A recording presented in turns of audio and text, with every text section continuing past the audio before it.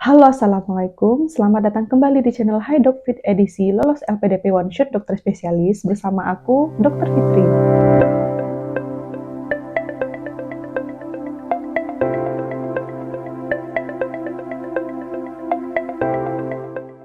Setelah membahas tentang persiapan tes wawancara LPDP Dokter Spesialis pada videoku sebelumnya, pada video kali ini aku ingin membagikan kepada teman-teman 10 pertanyaan yang sering ditanyakan saat tes wawancara LPDP khususnya dokter spesialis.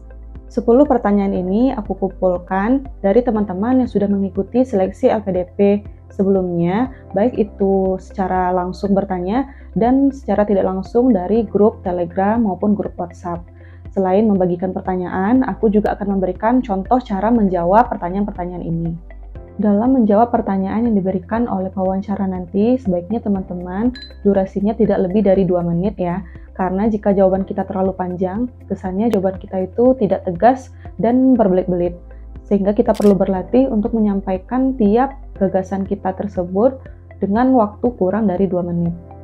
Baiklah teman-teman, langsung saja kita masuk ke inti dari video ini, yaitu 10 pertanyaan yang sering ditanyakan saat seleksi wawancara LPDP khususnya dokter spesialis.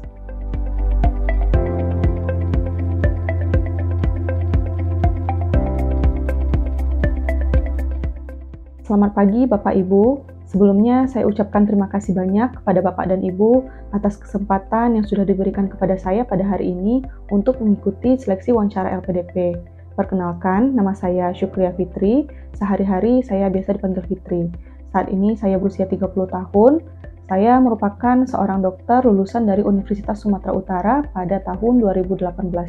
Saat ini saya bekerja di salah satu klinik swasta yang terletak di Kota Padang Panjang, Provinsi Sumatera Barat. Saya berencana untuk mengambil spesialis radiologi di Universitas Indonesia.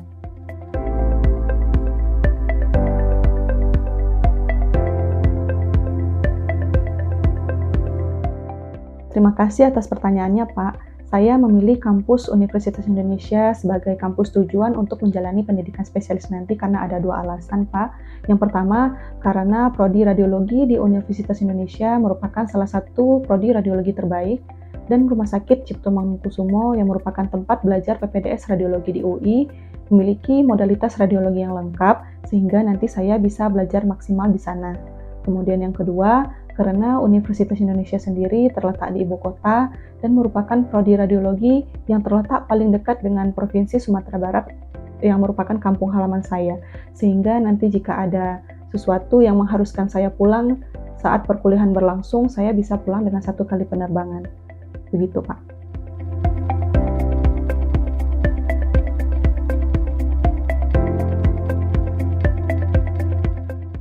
Setelah mengabdi di Kota Padang Panjang kurang lebih 4 tahun, baik saat saya bekerja di puskesmas, klinik, ataupun saat melakukan home visit, saya sering menjumpai pasien-pasien dengan indikasi rujuk ke RSUD Kota Padang Panjang.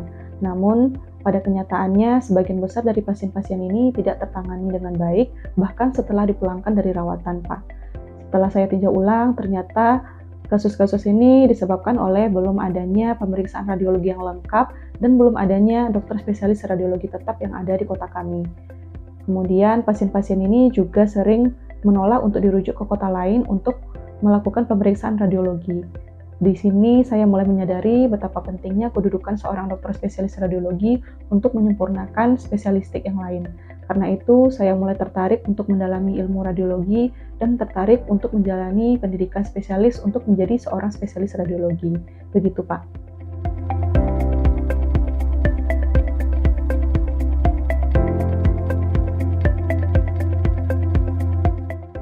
Untuk menjalani pendidikan spesialis nanti, tentunya saya sudah mempersiapkan beberapa hal, Bu. Yang pertama dari segi akademis. Dari segi akademis ini, saya sudah mulai mempersiapkan berkas-berkas yang sekiranya nanti dibutuhkan untuk pendaftaran masuk ke kampus.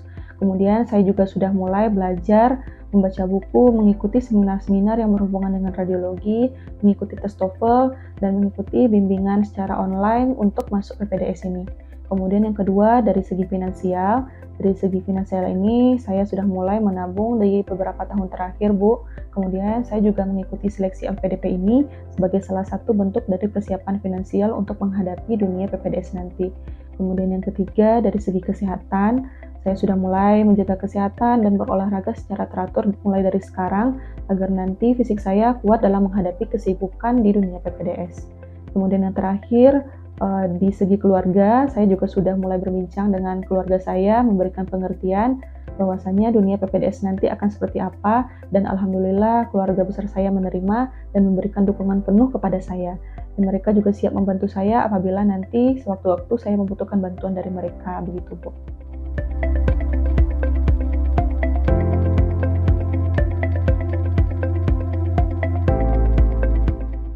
Baik, terima kasih atas pertanyaannya, Bu.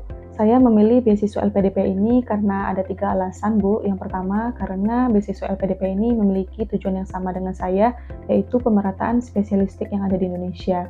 Yang kedua, karena beasiswa LPDP ini memiliki ikatan alumni yang sangat kuat, sehingga nanti saya bisa berkolaborasi dengan awardi lain dari sektor lain, sehingga nanti kami bisa memberikan kontribusi yang lebih luas bagi Indonesia.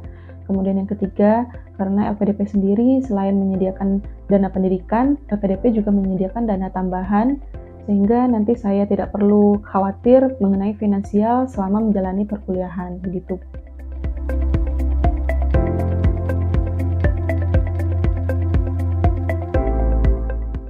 Selain karena saya memiliki keinginan yang kuat untuk melanjutkan pendidikan, saya juga merasa tujuan LPDP ini selaras dengan tujuan saya, yaitu pemerataan spesialis yang ada di Indonesia. Selain itu, sebagai seorang putri daerah Kota Padang Panjang, saya merasa sangat peduli dengan kesejahteraan masyarakat Kota Padang Panjang, terutama di bidang kesehatan. Dengan menjadi seorang spesialis radiologi nanti, berarti saya sudah menyelesaikan satu permasalahan besar yang ada di kota ini, terutama di bidang kesehatan. Karena itu, saya merasa LPDP harus memilih saya, karena jika bukan saya yang memajukan daerah ini, maka siapa lagi yang akan memajukan daerah saya?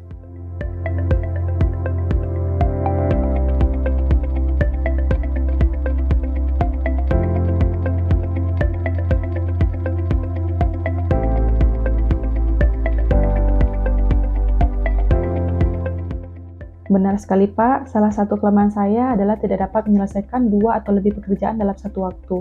Saya sering menghadapi permasalahan ini dalam bekerja sehari-hari Pak, di mana saat saya melakukan pelayanan di Poli, saya juga dituntut harus menyelesaikan laporan dan membuat presentasi untuk penyuluhan di hari yang sama. Karena itu, saya melakukan satu metode untuk menanggulangi permasalahan tersebut dengan cara mencatat pekerjaan-pekerjaan tersebut berdasarkan skala prioritas dan tingkat kesulitannya, sehingga saya bisa memilah pekerjaan mana yang harus saya selesaikan terlebih dahulu. Dengan metode ini, saya dapat fokus menyelesaikan satu persatu pekerjaan, sehingga semua pekerjaan tersebut dapat saya selesaikan tepat waktu.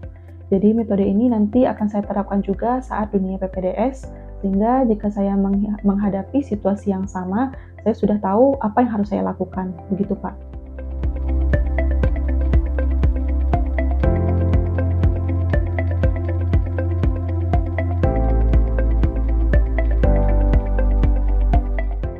Terima kasih atas pertanyaannya Pak. Tentunya hal ini sebelumnya sudah saya diskusikan dengan keluarga besar saya, terutama dengan suami Pak.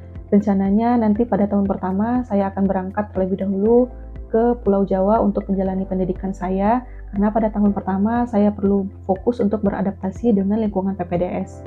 Kemudian pada tahun kedua, suami dan anak saya akan menyusul ke Pulau Jawa, karena suami saya pun juga akan melanjutkan pendidikan S2 di kampus yang sama dengan tempat kampus saya menjalani PPDS.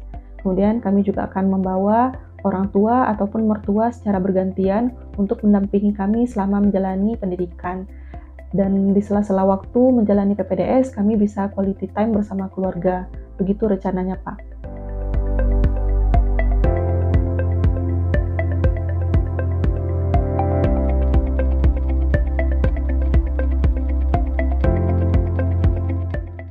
Apabila saya gagal dalam seleksi LPDP kali ini, tentunya saya akan merasa sedih dan kecewa beberapa saat, Bu. Kemudian saya akan bangkit kembali, dan apabila ada kesempatan lain, saya akan kembali mengikuti beasiswa LPDP ini dengan mempelajari terlebih dahulu hal-hal apa saja yang menyebabkan saya gagal di periode ini. Kemudian apabila tidak ada kesempatan lagi bagi saya untuk mengikuti beasiswa LPDP, mungkin saya juga akan mencari beasiswa lain atau kembali menabung mengumpulkan dana. Apabila dana saya sudah terkumpul, mungkin saya akan maju dengan dana pribadi untuk melanjutkan pendidikan spesialis.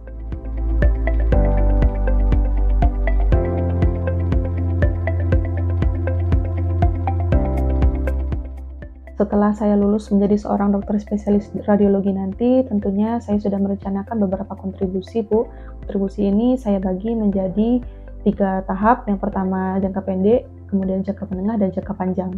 Untuk jangka pendek sendiri, tentunya saya akan kembali ke rumah sakit yang memberikan rekomendasi kepada saya, yaitu RSUD Kota Padang Panjang. Kemudian setelah saya kembali ke RSUD Kota Padang Panjang, saya akan melakukan evaluasi terhadap unit radiologi yang ada di sana, bersama dengan dokter-dokter spesialis lainnya. Kemudian kami akan menentukan pemeriksaan apa yang paling urgent yang harus ada saat itu. Saya berharap pada 5 tahun pertama, pelayanan radiologi klinik di RSUD kami bisa meningkat dari pelayanan radiologi klinik pertama menjadi pelayanan radiologi klinik Nadia. Kemudian pada 5 tahun kedua, saya berharap pelayanan radiologi klinik kami dapat terus meningkat ke tahap utama ataupun paripurna. Kemudian saya juga berencana untuk melakukan pelatihan USG secara bertahap kepada dokter-dokter umum yang ada di fasilitas kesehatan tingkat pertama seperti puskesmas dan klinik, dengan bekerja sama dengan dinas kesehatan maupun organisasi profesi seperti IDI. Karena dengan hal tersebut saya dapat meningkatkan kemampuan dokter umum dalam mendiagnosa suatu penyakit sebelum dirujuk ke rumah sakit. Kemudian 5 tahun ketiga atau jangka panjang, saya berencana untuk melanjutkan spesialis, subspesialis, dan jika ada kesempatan, saya juga ingin menjadi seorang tenaga pengajar. Baiklah teman-teman, itulah 10 pertanyaan yang sering ditanyakan saat wawancara LPDP, khususnya dokter spesialis, dan cara menjawabnya versi aku.